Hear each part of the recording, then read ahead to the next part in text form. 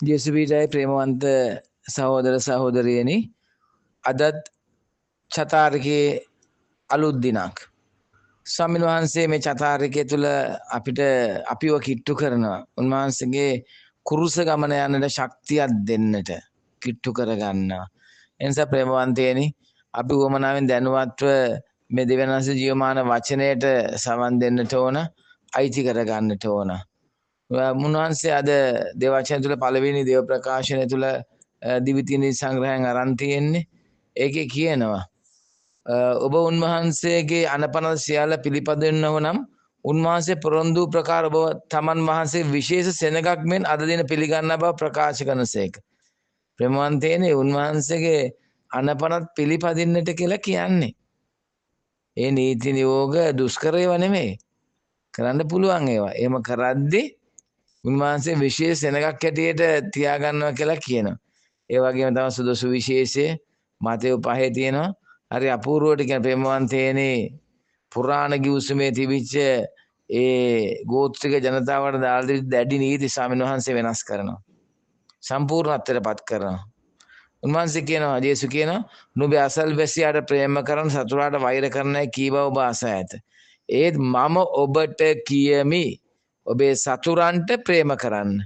ඔබට පීඩා කරන්න උදෙසා යාඥා කරන්න. අල්ලගන්න ඒක. එතකොට අපි පීඩා කරලා දැම්මනා කරන්න මරලා තුන දීගෙන එකට එක කරලා වෛර කරලා ජේසුස් මොනවද කියන්නේ?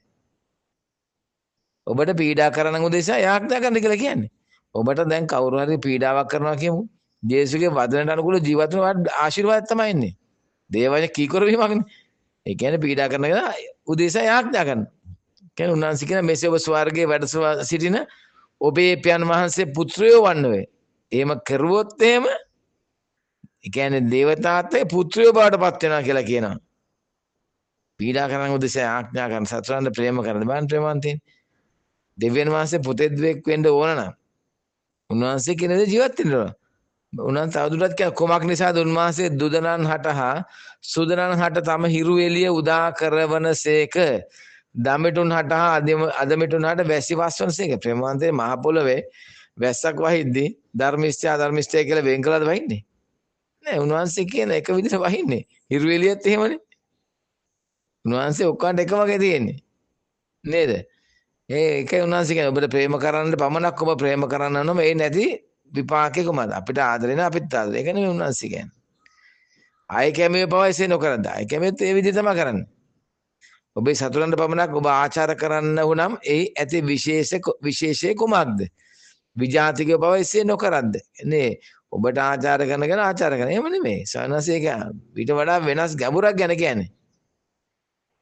නේද? උන්වහන්සේ අවසාන වශයෙන් එතන කියනවා එබැවින් ඔබේ ස්වර්ගීය පියන් වහන්සේ සර්ව සම්පූර්ණව සිටිනාක් මෙන් ඔබද සර්ව සම්පූර්ණ වන්න. එනිසා ප්‍රේමවන්තයන් උන්වහන්සේ කියන ධර්මයේ වෙනස්. හරි ඒ ස්වර්ගීය වෙනසක් දකින්න තමයි දැන් ස්වර්ගයට යන මාර්ගය තමයි ওই මාර්ගය. එකට එක නෙමෙයි ප්‍රේමවන්තයනි. ඒ නිසා අපි මෙනෙහි කරමු.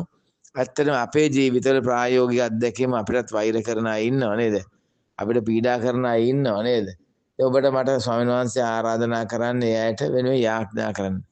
ඔබ එහෙම කෙනෙක් ඉන්නවා නම් දණින් වැටලා යාඥා කරන්න. එයාගේ ආත්මය ගලන්න විනාශ කරන්න දෙන්න එපා කියලා. ඒතර වා බලන්න ඔයාලට ලොකු ආශිර්වාදයක් එනවා. එහෙම කරොත් ඇත්තටම ස්වාමීන් වහන්සේ කියන දේවනාසේ පුත්‍රයෝ කියලා ඒ ඇත්තම අත්දැකීමක් තමයි. ඒ නිසා අපි උත්සාහ කරමු එකට එක කරන්න නෙමෙයි අපිට පීඩා කරන අය උදෙසා යාඥා කරන්න. ඒ මහා ගැඹුරු ධර්මයට යන්නදී ප්‍රේමවන්තනේ සුද්ධාත්ම බලයක් අපිට ඕන. ඒ සුද්ධාත්ම බලය ඉල්ලලා ස්වර්ගීය දේවතාත්තට මුළු හදවතින්ම යාඥා කරමු. ජේසුස් පිහිටයි